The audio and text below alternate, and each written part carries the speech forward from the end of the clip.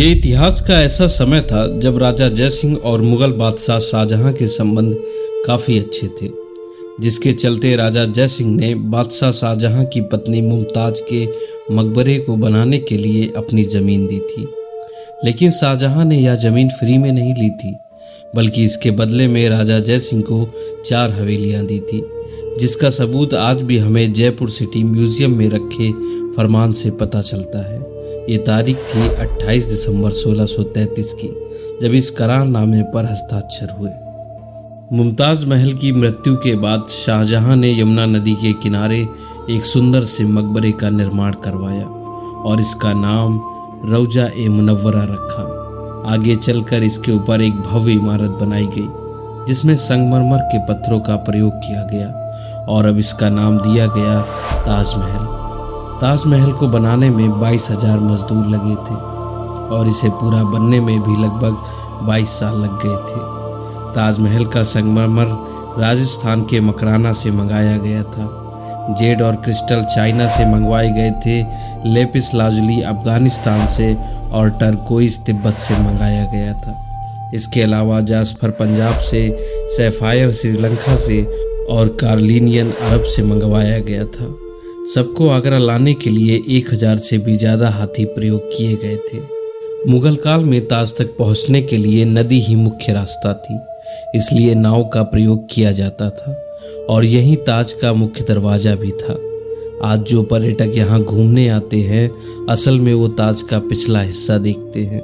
ऐसा माना जाता है कि शाहजहां ने ताजमहल बनवाने वाले कारीगरों के हाथ कटवा दिए थे, लेकिन ये मात्र एक अफवाह है, क्योंकि ऐसे लिखित प्रमाण कहीं नहीं मिले हैं। क्योंकि इन्हीं कुशल कारीगरों ने आगे चलकर शाहजहानाबाद शहर को भी बसाया था, जिसे पुरानी दिल्ली के नाम से आज भी जाना जाता है। शाहजहां के समय ही अधिकतर भव्य इमारतों का निर्माण हुआ था, इसलिए इस समय को स्थापत्य का स्वर्णकाल भी कहते हैं और ऐसा तभी मुमकिन है जब शाहजहां अपने कारीगरों को सम्मान देता होगा।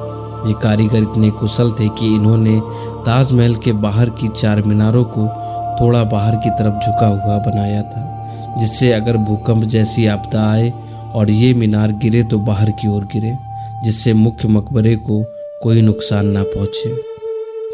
ताजमहल के निर्माण के लिए कई देशों से कारीगरों को बुलाया गया था, जैसे उज़्बेकिस्तान के बुखारा से संगमरमर तराशने वाले कारीगर बुलाए गए थे। ईरान से संगमरमर पर कैलीग्राफी करने वाले कारीगर आए थे और पत्थर को तराशने के लिए बलूचिस्तान के कारीगरों को बुलाया गया था। शुरुआत में ताजमहल के ऊपर सोने का कलश रखा गया था, पर 19वीं शताब्दी में इन्हें हटाकर कांसे का कलश रख दिया गया। यमुना के किनारे होने के कारण ताज की नींव मजबूत करने के लिए इसके आसपास उस समय कई कुएं खोदे गए और इनमें पत्थरों के साथ साथ मोहगनी और आबनूस की लकड़ियां डाली गईं, क्योंकि ये लकड़ियां नमी मिलने के साथ साथ और मजबूत होती हैं। लेकिन 2010 में यमुना के पानी के स्तर में कमी आ गई, जिसके कारण ताजमहल में कहीं कहीं आज भी दरारें देखने को मिलती हैं। दूसरे विश्व युद्ध के दौरान सरकार ने मकबरे के चारों ओर बांस का घेरा बनाकर सुरक्षा कवच तैयार कराया था, जिससे कि हवाई बमबाजों को भ्रमित किया जा सके और ये जर्मनी और जापानी हमलों से सुरक्षित रहे। 1965 और 1971 के भारत पाकिस्तान युद्ध के समय भी ताजमहल को ऐसे ही सुरक्षित किया गया था। महाराष्ट्र के औरंगाबाद में स्थित बीबी का मकबरा ताजमहल की नकल है, जिसे औरंगजेब के पुत्र आजम शाह ने अपनी मां दिलरास बानो बेगम के लिए बनवाया था। इसे दक्कन का ताज भी कहा जाता है। जब मुमताज महल की मृत्यु हुई थी तो इन्हें पहले बुरहानपुर मध्य प्रदेश में दफनाया गया था। इसके बाद शाहजहां ने ताज को बनवाना शुरू किया और मुमताज महल के शव को बुरहानपुर से आगरा लाया गया और ताजमहल के पास बगीचे में दफनाया गया। 22 साल के बाद जब ताजमहल पूरा बनकर तैयार हुआ, तब इन्हें ताजमहल के मुख्य गुंबद के नीचे दफनाया गया था।